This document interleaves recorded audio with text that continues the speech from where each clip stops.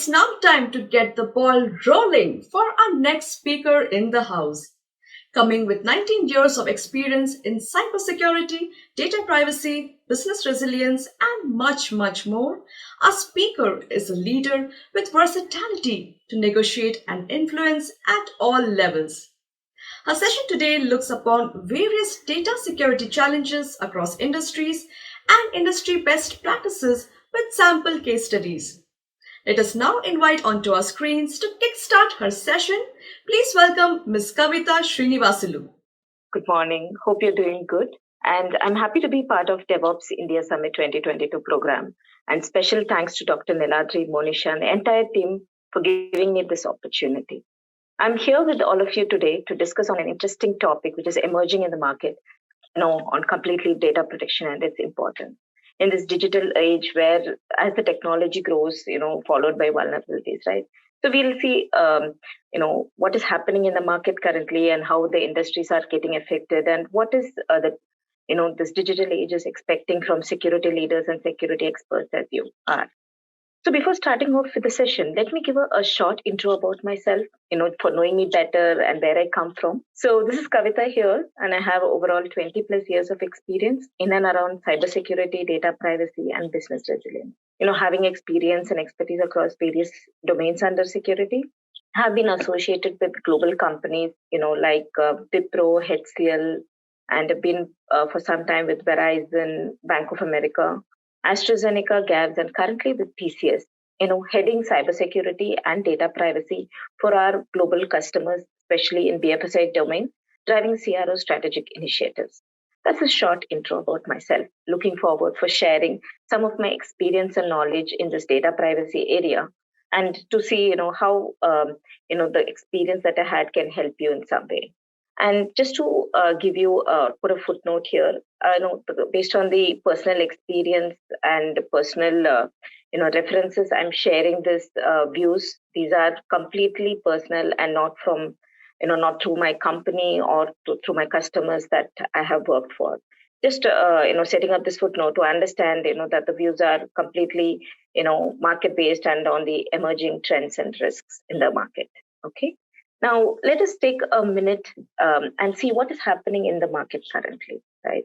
If you just, early in the morning, you get up, you just open, a media, any media link, be it LinkedIn or be it in Google or be it in any security platform or any news media, we always see, somewhere or the other, there are, data privacy or data protection acts that are getting released on an ongoing basis. They are dynamically changing from geo to geo, and there are incidents that's occurring. Ransomware attacks specifically, that's not going to be new for us. It's been evolving big time, on a day-to-day basis. First and foremost, the industry that we are working for across all the domains have demonstrated its resilience. We all know, because before COVID, if you see, there was definitely a lot of stringent, rules and regulations. Policies were very sticking to, even for especially the working from home strategies. But during this COVID period, it definitely demonstrated its resilience and the ability for new innovations and for the new initiatives that that was able to pick up quickly for, especially from the security standpoint and the market, technology and tools that are developing on a day-to-day basis. In the recent years, the innovators have brought a lot of things, right? Be it, artificial intelligence or, machine learning. We have a lot of IoT or blockchain, which is coming up in the market. There are a lot of things that is evolving. But how is, as the technology grows, definitely the vulnerabilities are accompanying them. And there are a lot of expectations that is expected from the security leaders specifically. So what are those expectations and how is the organizations, requiring or demanding from the security team today? Is first and foremost, there is definitely a lot of worry, on the kind of compliance requirements across the globe developing on a day-to-day basis, right? So the regulators are demanding for the organizations to comply with a lot of standard protocols. It can be with respect to their legal and regulatory requirement. It can be with respect to their data privacy act. It can be with respect to their, ISO standard. No, why is it so vigilant? It's nothing but the data that the organizations are storing and working on a day-to-day basis is very heavy. It's humongous, right? A lot of customer data is getting stored in their devices, which is very critical in nature and very sensitive. Why did this data privacy act that has come up is very vigilant, and there has been a significant change in the way the industries has look at data privacy, right? So wherever we go, there is always consent that is required, right? A consent is required. We have to understand where our data is going to be stored and for how long, and how is it going to be utilized, etc., etc. And for getting this data protection platform stringent, and it being compliant in business, the organizations are, or the senior management is expecting for 100% compliance to the privacy acts that is developing for ensuring the data that we are working on is completely protected, largely where it is composed of a lot of critical data of our customers. So there is a lot of mass transition that is happening in the remote work environment, where we are all working in an open network, which is definitely being, like a open platform or a gateway for the predators to, to theft the data that we are working on, and, so sell it in the dark market, right? So to give you a small example, right, what happens is before the COVID, the PII, or the personally identifiable information, was sold for nearly $30 to $40 per data. I'm talking about. But in the down 3 to 4 years, that we are affected and we are trying to return to normalcy, but working from home or the remote connection has become a normalcy or a BAU today, right? So keeping up with this, today the kind of data that is sold in the dark web is nearly $300 to $350 per data. So you can understand how much of need and demand and the primary objective for the predators for the data theft, or means by which they can theft the data that that we are working on a day-to-day basis, due to which on an ongoing basis you would have seen a lot of ransomware attacks that is happening in the network, because there is definitely a demand for data protection, which is weak currently. So there are the expectations that is set by the organizations are very important. First and foremost is, as I said, the compliance. They want 100% compliance of data that we are working on. And second, to ensure there is zero attacks. Our security controls definitely should be compliant, or it has to be protected with the security measures. And third is ensuring whatever vulnerabilities that is evolving in the market. For example, you all would have seen, right, last December, it gave a huge shock to a lot of industries, right, especially the Log4j, right, in December 2021, there was this vulnerability that came in, which shook the industries, because that made them realize how backdated, or how the old legacy system that they're using is prone to vulnerabilities, and how the systems are getting affected if you are not taking any precautionary measures, as say, right? So they want to eradicate all the vulnerabilities by checking on an ongoing basis, where we stand, and if there is anything, old, we are working on an old legacy system, we'll have to upgrade the system, do an ongoing scanning and patch management. And fourth, what is the expectation that the organization is very keen on, especially is on the supply dependence, right? So a lot of supply dependencies that we have, it might be from application standpoint, or from the tools that we are using, or the lot of network related devices that we are, working on. There is always a supply dependency that we have. So what is happening is, we are all keen on enabling the security controls or security measures within our organization, but we fail to understand that the predators doesn't only come directly affecting our network. They also use the third parties network to ensure they are able to intrude into our network and do this kind of face this ransomware attacks through a malicious code or malware attacks. There are a lot of different means by which they, try to influence our network. as individuals and organizations, they nowadays they're struggling to handle the growing challenges in this data protection or data privacy platform. To ensure that we have a continued, resilience model, we are operating without any disruptions, without any predators, trying to deviate or, devising ways to take advantage of the current network that we are working on.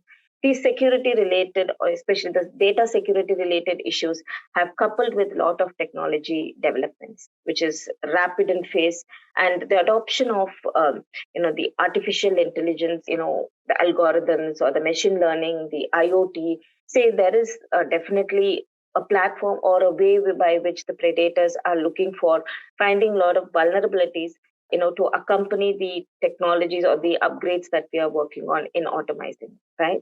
Organizations and the individuals who are working on several initiatives, the org level initiatives, to take it to for digital transformation, I would say specifically, should keep in mind that we need to adapt to the coming up security challenges, and we have to understand what are the vulnerabilities that we are currently facing in our network. Unless and until we understand and we enable the right level of security measures in our network, definitely the protection of data will be a biggest concern for companies globally in 2022.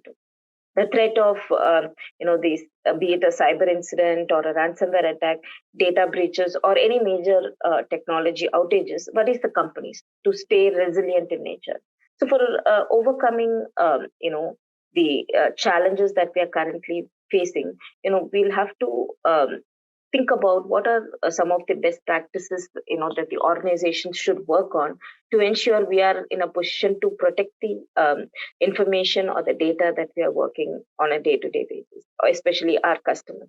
So before we when we're talking about this data protection and data privacy laws and acts, what is definitely the difference between, because so far there has been always, we've been talking about information security that we started off with, then we moved to cybersecurity, and now of late data privacy or data protection act is definitely significantly coming into the limelight. But what is the difference? Is it if we are compliant in nature with the cybersecurity, is that sufficient enough for us to overcome the challenges, or we need to comply with data privacy and it's separate in nature? So just to clarify that confusion that is arising in the market, definitely data privacy and cybersecurity are not completely the same, right? There is a dependency that the data privacy or the data protection act may have, but the data privacy has a very important difference in the way they are working and the way they are compliant in nature.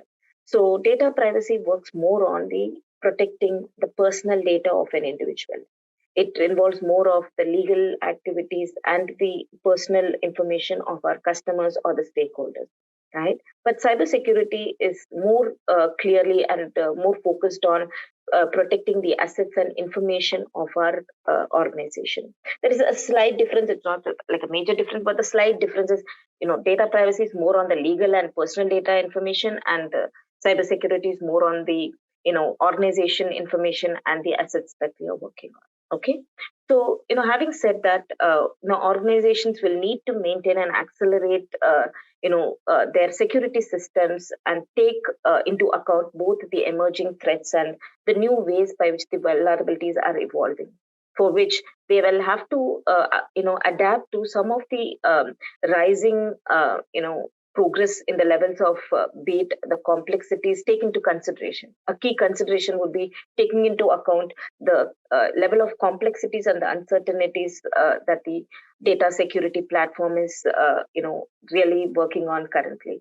We will have to understand that we have to develop our operations, develop our strategies in a very customized and resilient manner, that whenever there is an attack, that an unforeseen disruption or an attack prevails or arises also, we would be in a position to respond and recover in a very effective manner rather than being reactive in nature. I'll give you an example. Okay, there was one of the case which recently came up in the media, which I would like to share with you, that one particular place where there was continuously disruptions and they were losing data on an ongoing basis, but the company was not aware. Why are they losing the data? Suddenly it disappears, and only last couple of days they were working on those data. Suddenly their system is locked, or suddenly they are not able to access the data that they are working on. So having these confusions, they haven't taken the necessary actions, but still using the internal IT system and internal standards, they were trying to recover from that. But when they failed to do that, find out the solution, they approached one of the big fours to come in and do definitely investigate and find out what would be the case and why they're losing data on an ongoing basis. But then they found out that they were operating or working on a vulnerable system for nearly 270 days, not 1 or 2 days, but 270 days. They are working on system which has already been influenced and already intruded by the predator, who's been thefting the identity or thefting the data on a day-to-day basis, or whenever there is a chance, and when the data has been got access to. So it's not that's just an example, but a lot of ransomware attacks or a lot of cyber attacks are happening because we are not knowing what are the kind of vulnerabilities or kind of weak systems that we are working on ongoing basis. For example, if you take a system, an example about how old is our system. A lot of organizations are working on old legacy system. It would have been 5 years, 10 years down the line, which they would have onboarded, or they have been installed and onboarded the systems, but still it is they're working on the same system, failing to upgrade or failing to see growing the security controls with the technology as it is developing. They are willing to take up the new technology, but failing to upgrade the system to compete and to comply with the requirements that is definitely needed.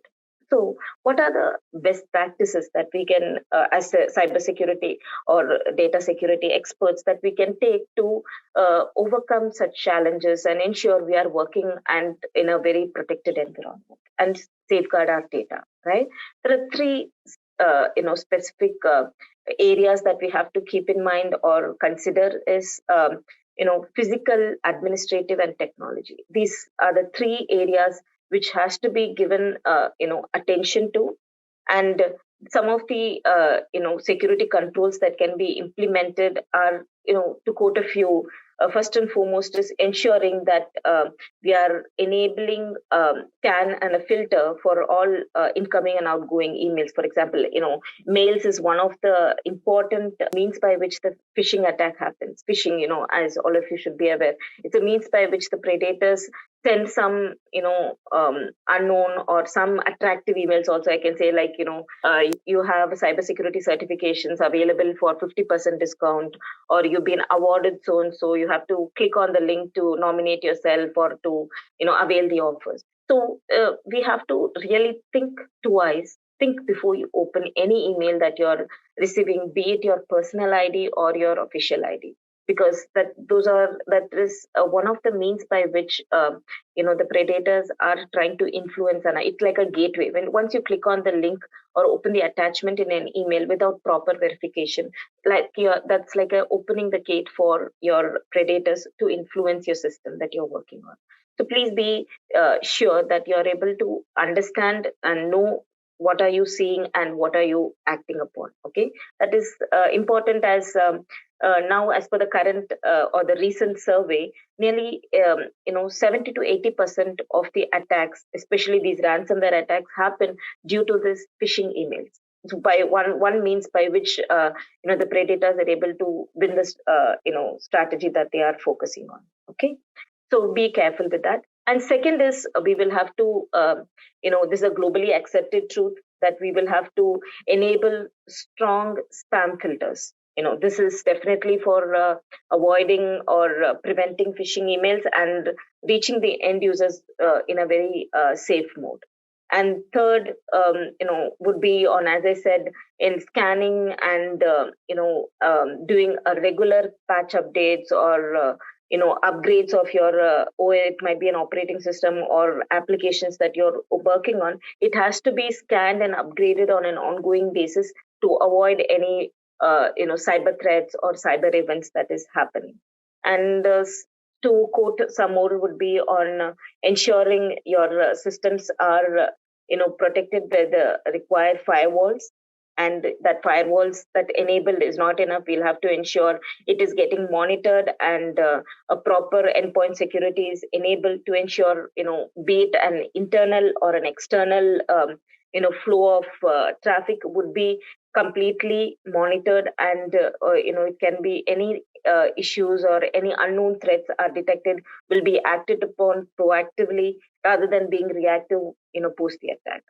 Okay, last but not the least, one more important element or important initiative that the organizations definitely have to take is on doing a continuous awareness program. Awareness is a global issue, right?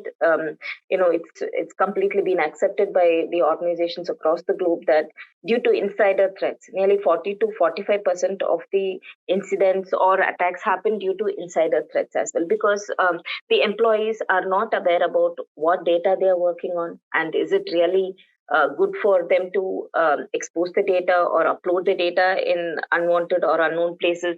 And even the phishing emails, they are not able to understand the source, and which is prone for attacks. So the organizations are recommended take this awareness and training as one of the prime responsibility or one of the prime initiatives for ensuring we'll be able to protect our data at an organization level, and not only at a data protection or data security level, because data security team always whenever an incident that occurs or any security related issues, first team that comes to mind is cybersecurity team. I think cybersecurity team is responsible for any kind of security related issues that has to be wiped off, or the organizations have to come out of it. Okay, and we'll have to accept whatever we are working on, it is completely a team effort and teamwork, and each and every individual in an organization owns the data, and they are responsible to safeguard the information that they are working on. We'll have to definitely generate the principle to ensure our data is protected, and our employees are aware how important is the data that we are working on. Okay, and having said this, one of the important point that I would like to include and to make as a one of the footnote is that we all need to take this learnings from from previous or from the current industry challenges that the organizations are facing with respect to data protection is as learning, and we'll always have to work with the continuous improvement and adapt to and resist on the new technology that is growing, right? When we are adapting to the new technologies, we'll have to always ensure that the security controls are enabled before we completely go live on the technology or whichever practice that we are going to adapt to. Unless we are able to adapt to the new technology accompanied by the robust security controls, the overall risk posture would be a big challenge in the current environment. So having said that, I'd be happy for more discussion. In the interest of time, I would like to definitely hand over to Dr. Neladri, and looking forward to talk to you all more. Thank you.